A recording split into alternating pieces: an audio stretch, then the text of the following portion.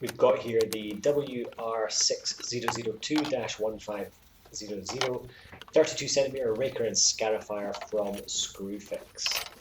My lawn has got a lot of thatch and it had a lot of moss, and so I thought I'd get this, see what it's like, and I couldn't really find any video reviews talking about it, so I thought I'd make a video to share.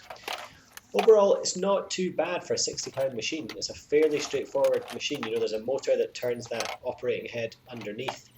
It's got two heads for it. One has got fixed metal tines and the other one has got spring-loaded metal tines on plastic mounts. And they seem not too bad. I think for £60 I'm happy enough with it. Right now it's selling for £70 on Screwfix, and I've seen a near identical one on Amazon for £100, $99.99.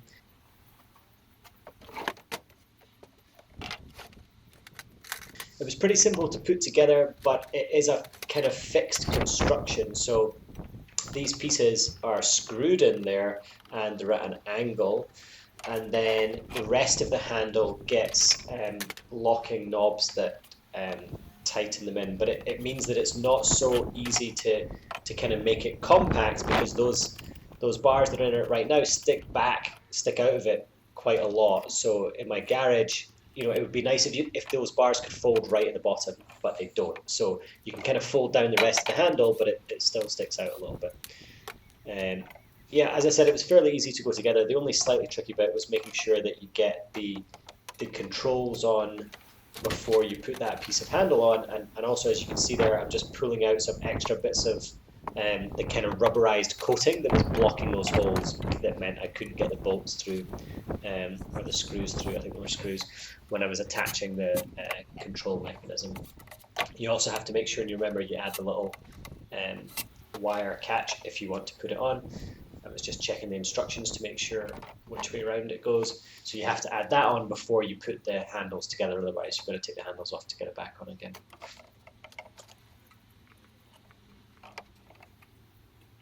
This video is going at about 4 speed, and I think the whole thing took me about 10 or 12 minutes to put together, so it really wasn't complicated.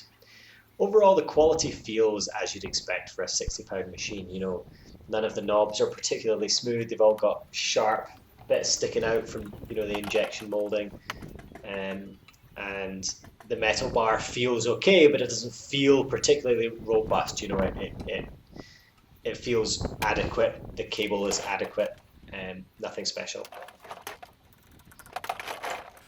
You can see here the front wheels have got 4 different height positions. This is my first time testing it out, and it went okay. It was quite nice because the motor turns in the right way. It really pulls you forward, but I noticed pretty quickly that everything that it was pulling up was getting stuck underneath the flap. I didn't bother putting the grass collector on it, because I feel like those things are so small that, you know, you're going to be stopping every 5 meters to empty the bin. So I looked like, can I hold the flap up in some way? Like, you know, can I do something to get the flap to stay up? And then, you know, because it was all getting caught in behind the flap and it wasn't clearing. So I farted around with that for a while. I eventually got the flap to stay up, and then of course it just sprayed me in the face as I was walking behind it. So I ended up letting the flap stay down and just keeping it running, and it would build up and build up and build up, and then it would just push back the flap, and it would work okay. I then did a bit more of a thorough test going up and down this section of the garden, and you can see it's bringing up quite a bit of materials, which is not too bad. I realised at this point that doing this in slippers probably wasn't a very good idea, so I put my wellies on, and obviously my helper was doing his best to keep me entertained. And yeah, the machine works quite well. It really pulls you along, and depending on the undulations of the grass, you know, it digs in and kind of pulls forward a little bit, or sometimes you kind of feel like it's not really doing anything. So it's you know, it works a bit unevenly, but my lawn is really not very flat.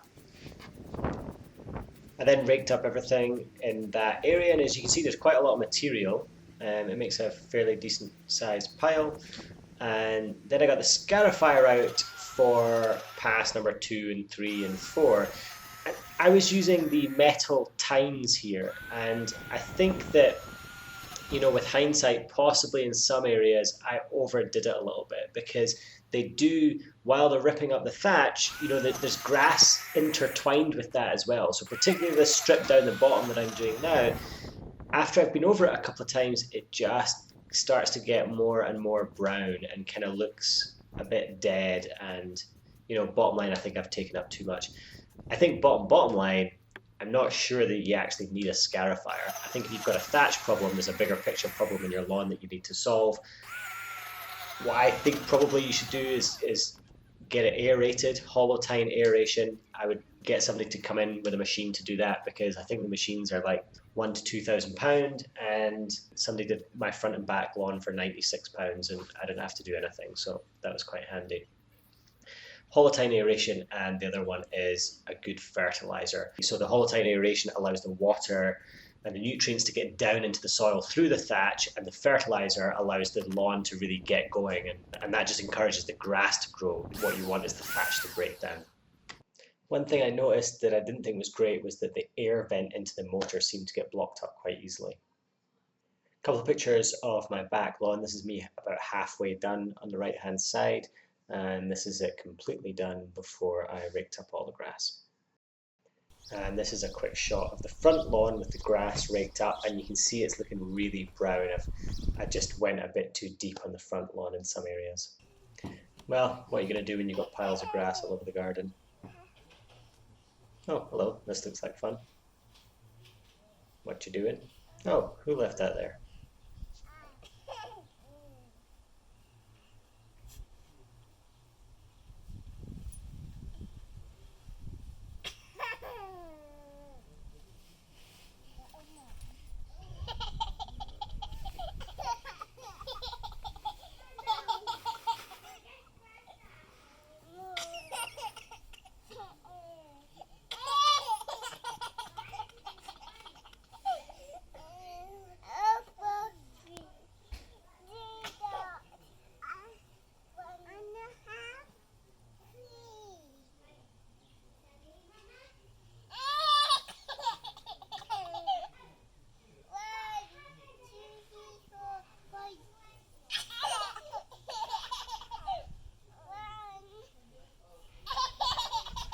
I mean, buying this machine at £60 was probably worth it just for this 3 minutes in the garden, wasn't it? On the whole, would I recommend it? Yes, if you absolutely need a scarifier, it does the job, it's fine. There's probably better ones out there that cost more money. But first of all, I would think about, do you definitely need a scarifier, or is there something else that you could do to your lawn to help improve it?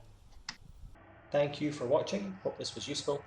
If you've enjoyed the video, I'd really appreciate if you could hit the like button and let me know in the comments if you've got any feedback or questions. I'm happy to help if I can. I've set a goal of getting to 1,000 subscribers by the end of 2020, so please do subscribe if you want to see my next video. Thank you.